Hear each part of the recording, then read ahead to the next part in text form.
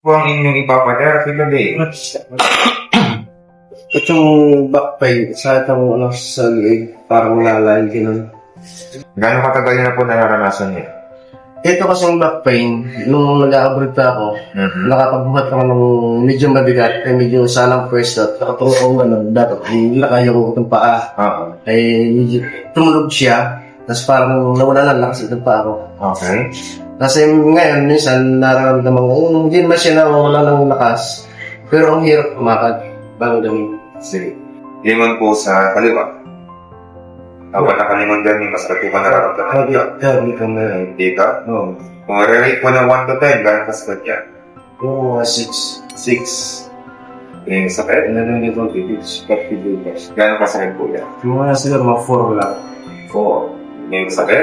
Ganun din. Saan po? Dito sa ganda nito sa mga dito. Gano'ng kasakit po yan? Mga 5.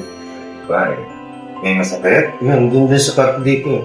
Gano'ng kasakit po yan? Mga 6. 6. Yung sakit? 40 hours. Dito ko.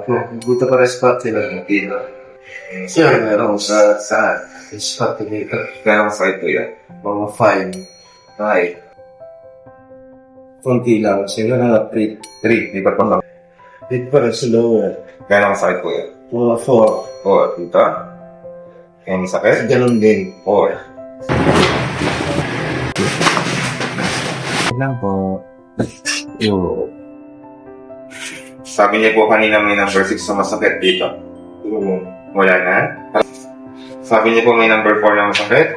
Yung lang. Tingala. May masakit, number 5. Konti. O number 5 po kanina ngayon. Yung number 2 na lang. 2. Sabi niya po kanina may number 6 na masakit. Yung mga number 2 na lang dito. 2. May masakit? Ilan? Good. Number 3. Yun lang. Good. Number 4. Yung 2 na lang. 2. Sa kabila. Number 4. Ganun rin yung mga 2.